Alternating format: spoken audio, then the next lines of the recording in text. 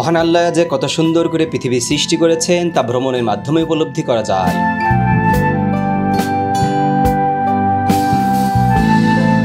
নতুন উদ্যমে কাজ করতে আমি বারবার ভ্রমণ করি, ছুটে চলি দেশের এক প্রান্ত থেকে অন্য প্রান্তে। এরই ধারাবাহিকতায় আজ আমাদের গন্তব্য বাংলাদেশের সর্ব উত্তর পূর্বে অবস্থিত প্রাকৃতিক সৌন্দর্যের লীলাভূমি ৩৬০ আউলিয়ার পুণ্যভূমি Sylhet. It is one of the most wonderful and attractive place in Bangladesh. এবার সিলেট ভ্রমণে আমরা আপনাদের ঘুরে দেখানোর চেষ্টা করব সিলেটের ঐতিহাসিক স্থান ও প্রাকৃতিক সৌন্দর্য সমূহ।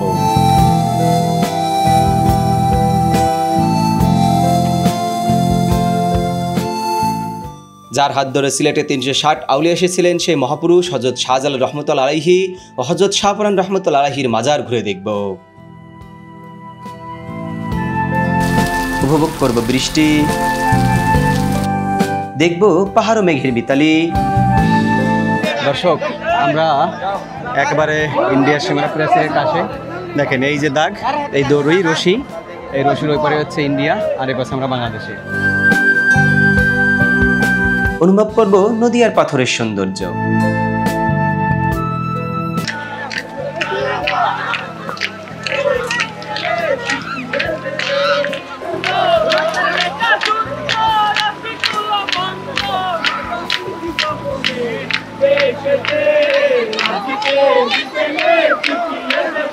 দর্শক, আমি এখন সাদা পাথরের যে নদীর পানি ঝর্ণার মতো প্রবাহিত হচ্ছে, সেই পানির মধ্যে একটা পাথরের উপর বসে আছি। আমার পিছনে দেখেন অসংখ্য মানুষ এই ঝর্ণা উপভোগ করতেছে। সিলেট ভ্রমণ করব আর চা বাগানের সৌন্দর্য দেখে মুগ্ধ হব না, এটা তো হতেই পারে না। একে একে ঘুরে দেখব বাংলাদেশের সবচেয়ে বড় ঝর্ণা মাধবকুণ্ড ঝর্ণা। দর্শক, আমরা একবারে দেখেন এই যে ঝর্ণার সামনে আপনাদেরকে খুব কাছ থেকে নিয়ে দেখানোর চেষ্টা করলাম। শ্রীমঙ্গলের প্রাণ লাওয়াছড়া জাতীয় উদ্যানের অ্যাডভেঞ্চার। ওরা পাঁচালে পলাশ খেয়ে সারছে। ধর, এই মুরব্বী কোথাও সরে না। মারিস না, ছোট মানুষের মারিস কেন? হ্যাঁ, এই জানে, হ্যাঁ সোবারে নিয়ে যাই, বাচ্চাদের এরা দিতে চায় না। একদম সাইলেন্ট মোডে থাকতে হবে এবং আস্তে আস্তে দেখে শুনে পা ফেলাতে হবে। হ্যাঁ, ভয়ে চলে যাবে। বনমোরগ দেখলাম, বনমুরগি দেখলাম, বনমুরগির ডিম দেখলাম। চতুর্দিকে পাহাড়ে বেষ্টিত অতুলনীয় সুন্দর কৃত্রিম লেক মাধবপুর লেক। ব্রিটিশদের তৈরি করা এই লেকটা তারা বাদ দিয়ে এখানে যারা দেখাশোনা করবে তাদের জন্য মূলত এই লেকটা তৈরি করেছিল, যাতে তাদের পানির সমস্যা না হয়। চা বাগানের সবুজের সমারোহে হারিয়ে যাওয়া। ঘুরে দেখবো খাসিয়া পল্লী, মাদার টেরি খ্যাত নূরজাহান চা বাগান। তোমরা তিন ভাই, অক্ষয় কুমার কসম, ভেরি গুড, ঠিক আছে, বাই বাই। আশা করছি এবারে সিলেট ভ্রমণে অসম্ভব কিছু সুন্দর ভিডিও আপনাদের উপহার দিতে পারবো। অসম্ভব সুন্দর এই সিলেট ভ্রমণের প্রথম পর্ব দিয়ে আজ আমাদের ভ্রমণ যাত্রা শুরু করছি।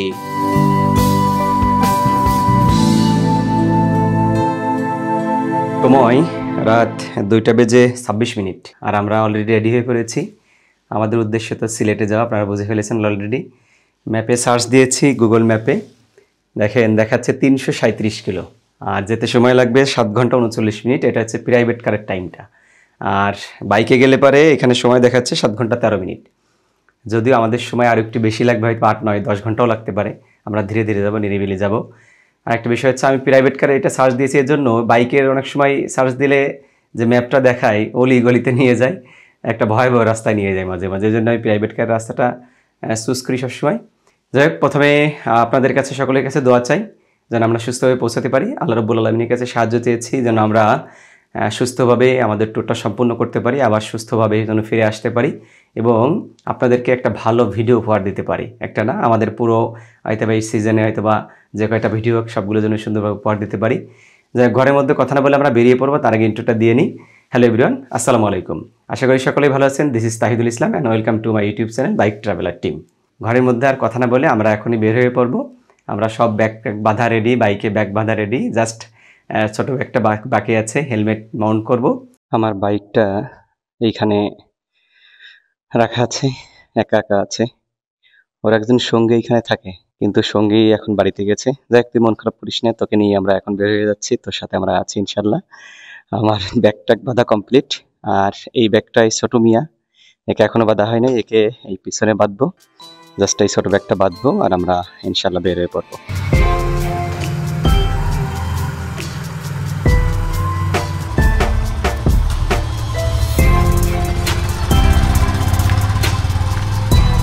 আলহামদুলিল্লাহ, আমরা অফিসিয়ালি বাসার থেকে যখন বের হলাম, অর্থাৎ আমাদের ট্যুর শুরু করলাম, তখন সময় হচ্ছে 3:11, অর্থাৎ 3:10-এ আমরা আমাদের ট্যুর শুরু করলাম। আমরা যাচ্ছি একটু ফুয়েল নিব, ফুয়েল ট্যাঙ্কি ফুল করে নিয়ে যাবো এখান থেকে। নিরিবিলি রিল্যাক্সে আমরা চলে যেতে পারবো ইনশাল্লাহ। আশা করা যায় ফুল ট্যাঙ্কি করলে সিলেট চলে যেতে পারবো। চলেন আগে ফুয়েল নিই, তারপরে আমাদের ট্যুর শুরু করি ইনশাল্লাহ। আমরা ফুয়েল পাম্পে চলে আসছি। অকটেন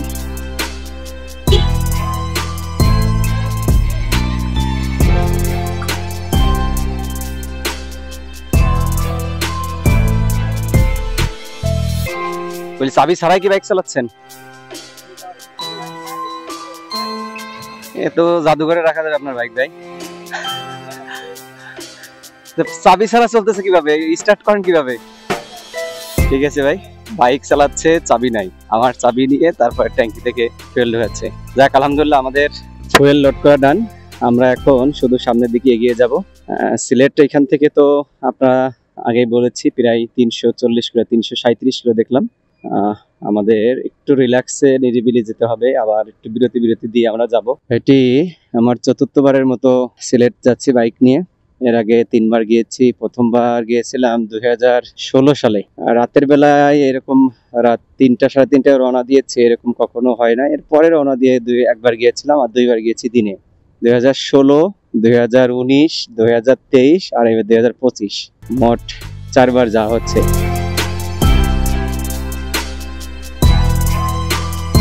আমরা অলরেডি চলে আসছি ভাঙা গোল চত্বর। এই যে ডান দিকে চলে গেল বরিশাল, আমরা সোজা চলে যাবো ইনশাল্লাহ। আলহামদুলিল্লাহ, আমরা মূল যে কঠিন রাস্তাটা সেটা পার করে চলে আসছি। ফরিদপুর থেকে ভাঙা পর্যন্ত আসা বর্তমানে একটা যুদ্ধের সমান। আমাদের সময় লেগেছে প্রায় 45 মিনিট, 44 মিনিট সময় লাগলো আসতে। 29 কিলো পথ। যদি একটু ফাঁকা ছিল, এই এখন বাজে 4:14, এই সময়টাতে গাড়ি ঘোড়া একদমই কম। একটু ভয় করছিল যে রাস্তাটা ফাঁকা কি হয় না হয়। যাক, শেষ পর্যন্ত আমরা কঠিন রাস্তাটা পার করে ফেলেছি। ফরিদপুর থেকে আসছিলাম, মিটারটা ট্রিপ 1টা 0 করা হয় নাই, আমরা ট্রিপ 1টা 0 করে দিলাম, অর্থাৎ 30 কিলো আসছি। পুরা ট্যুরে সিলেট পর্যন্ত আমরা যাব, যেহেতু ট্যাঙ্কি ফুল করে নিয়ে আসছি ফুয়েল। কত কিলো আমরা পার লিটারে যেতে পারছি সেটা একটা হিসাব করতে পারবো। পাশাপাশি কত কিলো বাইক রাইড করলাম পুরো সিলেট ট্যুরে সেটা আপনাদের সাথে শেয়ার করতে পারবো। একটু দেরি হয়ে গেল, আমরা আর একটু আগে আসতে চেয়েছিলাম। এখন সময় যেহেতু 4টা বাজে গেছে, আমরা চিন্তা করেছিলাম যে 3:30টার মধ্যে আমরা যদি এই টোল প্লাজায় থাকতে পারতাম তাহলে আমরা একটু ভালো হতো। যাই হোক, যেটা হয়েছে আলহামদুলিল্লাহ, আল্লাহ যেটা করে হয় সেটার মধ্যে অবশ্যই মঙ্গল আছে। আর দেখি এই লেনে আমরা টোল দিই, এখানে 10 টাকা বাইকের টোল।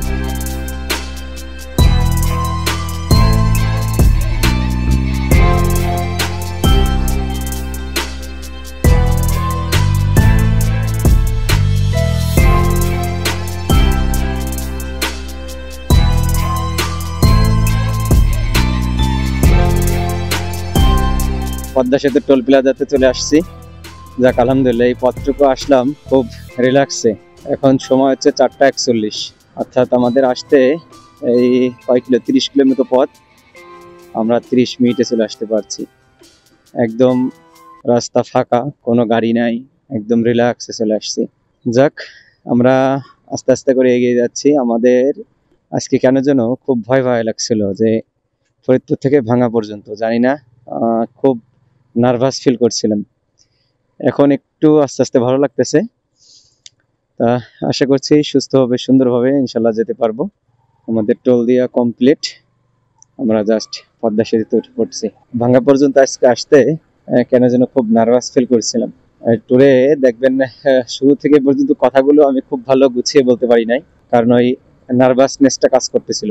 জানি না, এর আগে কখনো আমার কক্সবাজার আমি গিয়েছিলাম, সারা রাত বাইক রাইড করে গিয়েছি, তারপরে আমি এত নার্ভাস ফিল করি নাই।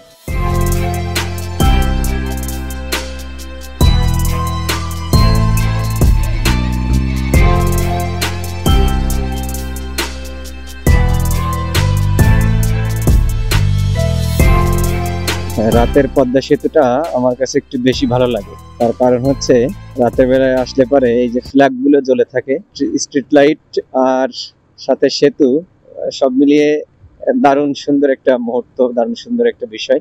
এই জন্য আমার কাছে রাতের বেলায় পদ্মা সেতুটা বেশি ভালো লাগে। দিনের বেলাও যে খারাপ লাগে তা বলবো না, দিনের বেলাও ভালো লাগে, কিন্তু রাতের বেলাটা একটু বেশি ভালো লাগে। যাই হোক, আমরা পদ্মা সেতু পার হয়ে এই যে রোডে উঠে পড়লাম। টোল প্লাজার এখানে আমরা একটু দাঁড়াবো, সেই ফরিদপুর থেকে একটানা এখানে আসলাম। এখানে দাঁড়িয়ে আর হয়তো রাতের কোনো ভিউ আপনারা দেখবেন না, আমরা দিনের আলো ফুটলে তারপরে ইনশাল্লাহ আবার ক্যামেরা অন করবো।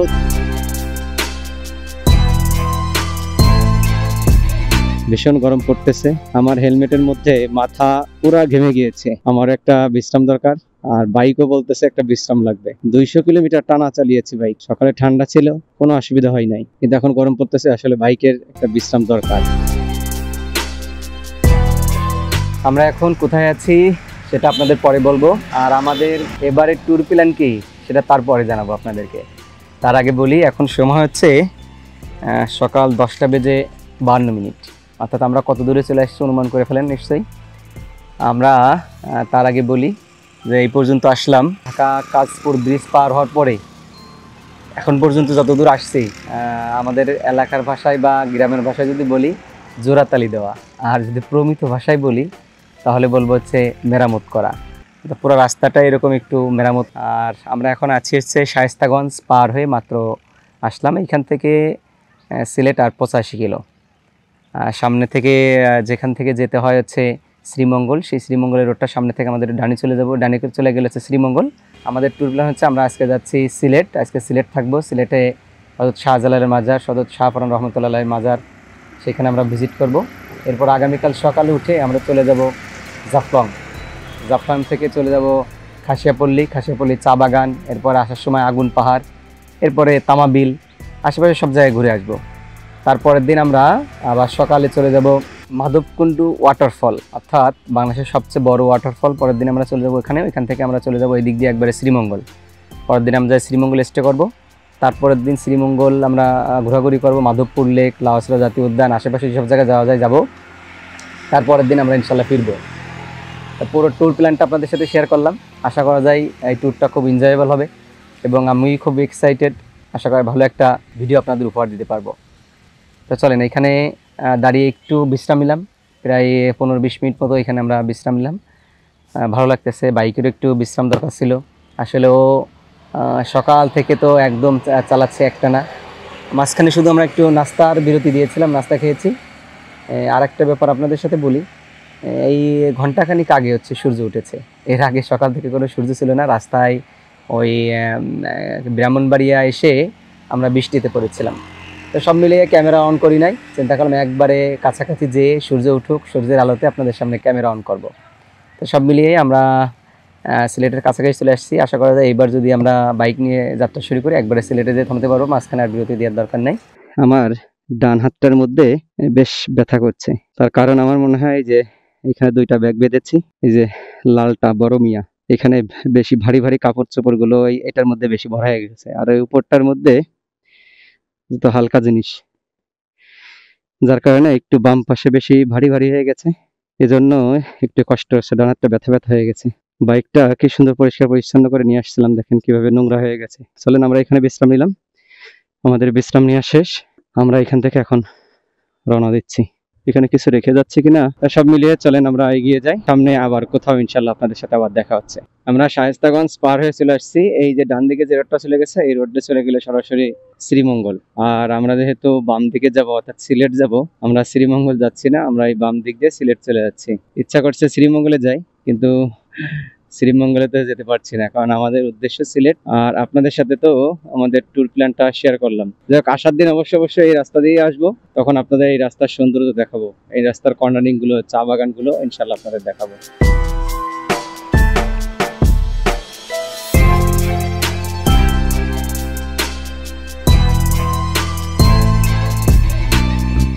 এটাও সুন্দর সুন্দর একটা সেতু নদীটা। এতক্ষণ পরে শরীরটা মনে হচ্ছে জুড়িয়ে যাচ্ছে। এই নদীর পাড়ে একটু দাঁড়িয়ে থাকার দরকার ছিল।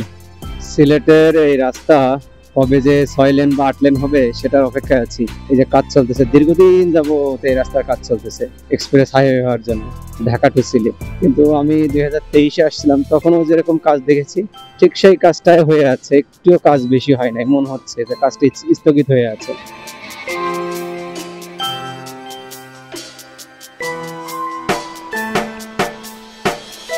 দর্শক, ফাইনালি আমরা সিলেট শহরের মধ্যে চলে আসছি। আর আমি এখানে একটি ম্যাপে সার্চ দিয়েছি যে হযরত শাহজালাল রহমতুল্লাহ আলাইহির মাজারটা কোন জায়গা, তো দরগা। এখান থেকে দেখা যাচ্ছে 3.8 কিমি। সামনে যে শহরের ভিতর দিয়ে একটা রেল ক্রসিং আছে, এই রেল ক্রসিং মতো ছোট্ট একটা কালভার্ট মতো আছে, ওই কালভার্টটা পার হয়ে মূলত যেতে হয়। আমার বেশ ভালোই মনে আছে। যাক, আলহামদুলিল্লাহ। এইটা পার হলেই মূলত দরগায় যেতে হলে এই পাশ দিয়ে যেতে হয়। এই যে সেই রেল ক্রসিংটা, রেল ক্রসিং পার হয়ে তারপরে যেতে হয়। আমি যেবার প্রথমবার 2016 সালে সিলেট এসেছিলাম, আমাদের আস্তে আস্তে রাত 9টা বেজে গিয়েছিল। তখন মনে আছে এই ব্রিজ পার হয়ে বাম পাশে বাজার, এইখানে একটা আবাসিক হোটেলে আমরা রাতে ছিলাম। এই ব্রিজটা কিন্তু বেশ সুন্দর।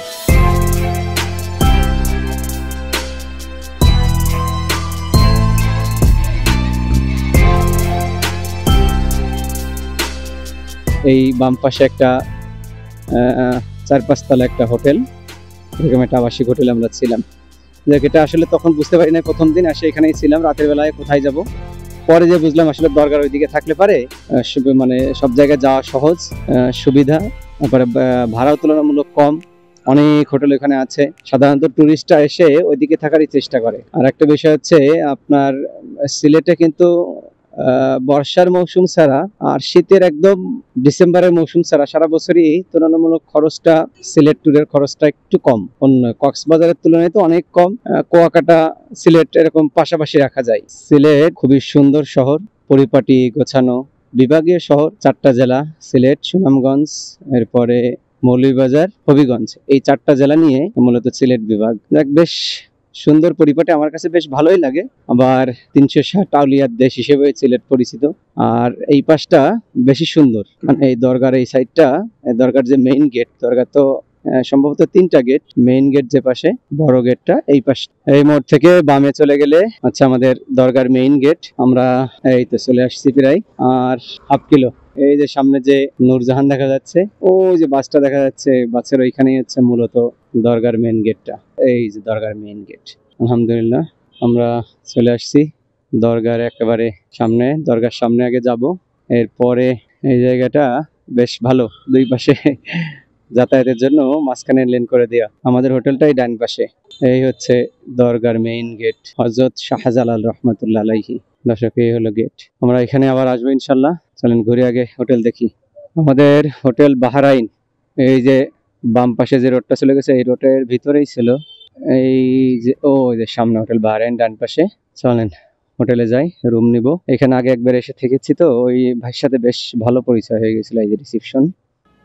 আলহামদুলিল্লাহ, আমরা সেই গতকাল রাত্রে ফরিদপুর থেকে সিলেটের উদ্দেশ্যে রওনা দিয়েছিলাম। আমরা সিলেটে সুস্থভাবে পৌঁছাতে পেরেছি কোনো অসুবিধা ছাড়াই, আলহামদুলিল্লাহ। আর আমরা এখন হোটেলে যে রুমে উঠেছি, রুমে আসলাম, এসে আগে গোসল করেছি। গোসল করলে জার্নি করার পরে আসলে অর্ধেক ক্লান্তি দূর হয়ে যায়, এটা আমার কাছে মনে হয়। গোসল করেছি, একটু ফ্রেশ লাগতেছে। এখন আগে খাওয়া দাওয়া করতে হবে দুপুরে, যেহেতু আমাদের 1:57 বাজে, দুপুরে খাওয়া দাওয়ার টাইম হয়ে গিয়েছে। আমরা খাওয়া দাওয়া করে একটু ঘুমোতে হবে, কারণ গতকালকে রাতে আমরা একদম ঘুমাই নাই, মাত্র 1.5 ঘন্টা ঘুমিয়েছিলাম কালকে রাতে। তারপরে আমরা আবার ব্যাগটা গুছিয়েছি, গোছানোর পরে আবার রওনা দিয়েছি 2:30টায়।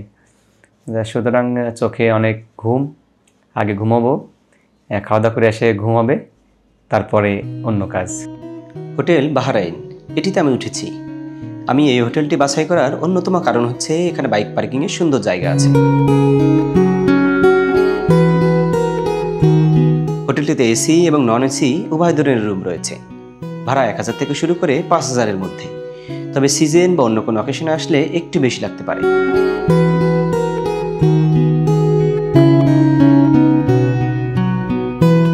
দরগার সামনের এই রাস্তার দুই পাশে কিন্তু প্রচুর হোটেল রয়েছে।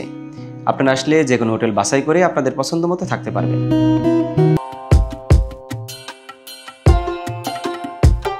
দর্শক, আমরা এখন দাঁড়িয়ে আছি হযরত শাহজালাল রহমতুল্লাহ আলাইহি এনার মাজারের ঠিক সামনে, অর্থাৎ 1 নম্বর গেট। এই যে আমার পিছনে যে বড় গেটটা দেখতে পাচ্ছেন, এটা হচ্ছে মাজারের 1 নম্বর গেট এবং পূর্ব পাশের গেট।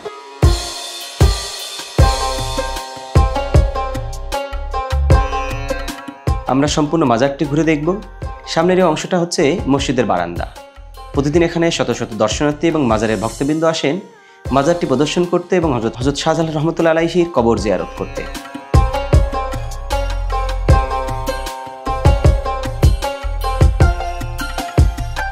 দর্শক, আমরা মাজারের ভিতর থেকে ঘুরে আসলাম। ভিতরে হযরত শাহজালাল রহমতুল্লাহ আলাইহির কবর আছে, এরপরে ইয়েমেনের শাহজাদার কবর আছে, এছাড়া অসংখ্য আউলিয়া উলিয়ার কবর এবং ওনার শাহজালাল রহমতুল্লাহ আলাইহির পরিবার বর্গের কয়েকজন কবর আছে। আর ভিতরে ছবি তোলা, এরপরে ভিডিও করা সম্পূর্ণ নিষিদ্ধ, যার কারণে আপনাদেরকে ঘুরে দেখাতে পারি নাই। সকল প্রকারের ক্যামেরা নিষিদ্ধ। এবং ওইখানে একটা জিনিস ভালো লাগলো যে কবরে সিজদা দেওয়া সম্পূর্ণ নিষিদ্ধ। আসলে অনেকেই আসে মাজারে এসে কবরে সিজদা দেয়, এটা আসলে যারা আউলিয়া উলিয়া ছিলেন তারা নিষেধ করেছেন, কিন্তু মানুষ আবেগে পড়ে বা ভুল করে এটা করে ফেলে। আমরা ভিতরটা ঘুরে খুব ভালো লাগছে। চলেন চারপাশে একটু ঘুরে দেখি আমরা।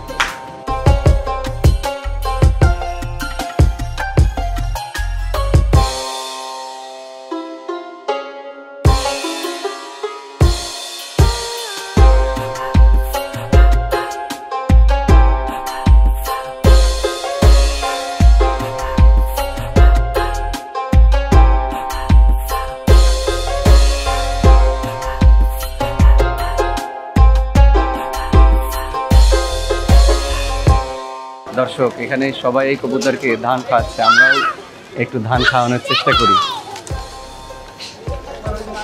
আসলে অসম্ভব সুন্দর এই কবুতর, দেখছি আর মুগ্ধ হচ্ছি। হযরত শাহজালাল রহমতুল্লাহ আলাইহি একজোড়া কবুতর উপহারে পেয়েছিলেন দিল্লির সুফি নিজামউদ্দিন আউলিয়ার কাছ থেকে। হযরত শাহজালাল রহমতুল্লাহ আলাইহি কবুতর জোড়া নিয়ে সিলেটে আসেন এবং তারপর থেকেই এই কবুতরের নাম হয়ে যায় জালালি কবুতর। এই সেই বিখ্যাত গজার মাছ, যেগুলো দেখতে আমার বেশ ভালোই লাগে। দর্শক, আমরা আছি এখন হচ্ছে একটা কূপের সামনে। ভিতরে একটা কূপ আছে, পানির কূপ।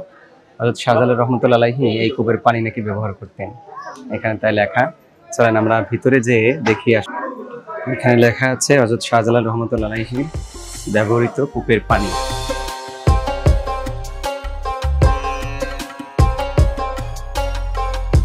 আমরা এখন ছুটে চলেছি হযরত শাহপরান রহমতুল্লাহ আলাইহির মাজার ঘুরে দেখব বলে। এটি হযরত শাহজালাল রহমতুল্লাহ আলাইহির মাজার থেকে প্রায় 10 কিলোমিটার দূরে সিলেট তামামিল সড়কে অবস্থিত। ম্যাপে সার্চ দিয়েছি, দেখাচ্ছে এখান থেকে যেতে সময় লাগবে 24 মিনিট।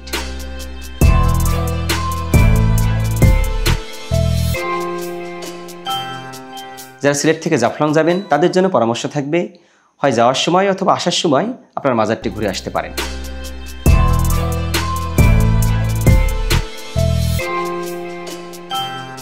আমরা এই মুহূর্তে চলে এসেছি মাজারের সামনে, আর অলরেডি মাগরিবের আজান দিয়ে দিয়েছে। এই সিঁড়ির উপরে যে ঘরটি দেখছেন, এখানে শায়িত আছেন হযরত শাহপরান রহমতুল্লাহ আলাইহি। আর ঠিক এর পশ্চিম পাশেই হচ্ছে মসজিদটি, অর্থাৎ মসজিদের পূর্ব পাশেই হযরত শাহপরান রহমতুল্লাহ আলাইহি শায়িত আছেন। আমরা মাগরিবের সালাত মসজিদ আদায় করলাম। বেশ বড় মসজিদ এবং সুন্দর। আর এখন আমরা মাজারের ভিতরে প্রবেশ করব।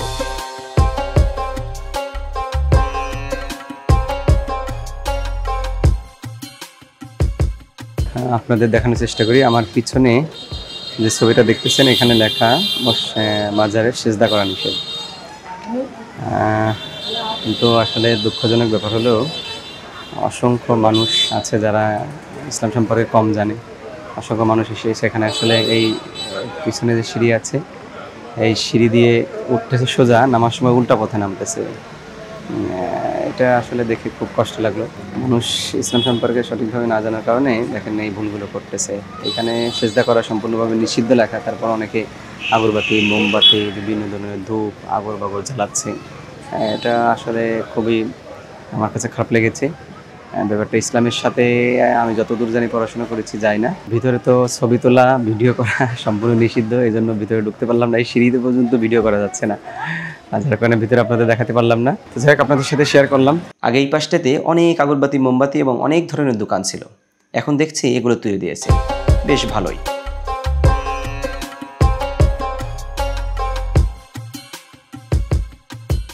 দর্শক, আমরা সেই দুপুরে খাওয়া দাওয়া করে ঘুমিয়েছিলাম, এরপরে বিকালে উঠেছি। ঘুম থেকে ওঠার পরে একটু শাহজালাল শাহপরানের মাজারে ঘোরাঘুরি করলাম। ঘোরাঘুরি করে আমরা একটু শহরে ঘুরতে বেরিয়েছি। সিলেট শহরটা বেশ সাজানো গোছানো, আপনাদের তো আগেই বলেছি।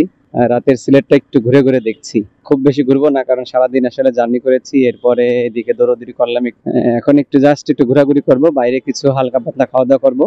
খাওয়া দাওয়া করে আমরা আবার চলে যাবো হোটেলের দিকে। হোটেলের আশেপাশে দুই একটা হোটেল আছে, ওইখানে খাবার হোটেল, ওইখান থেকে খাওয়া দাওয়া করবো। আর রাতে সকাল সকাল ঘুমাবো, কারণ আগামীকাল আবার আমাদের বেশ ভালোই জার্নি করতে হবে। সব মিলিয়ে আপনাদের সাথে তো শেয়ার করলাম পুরো ভিডিওটাই।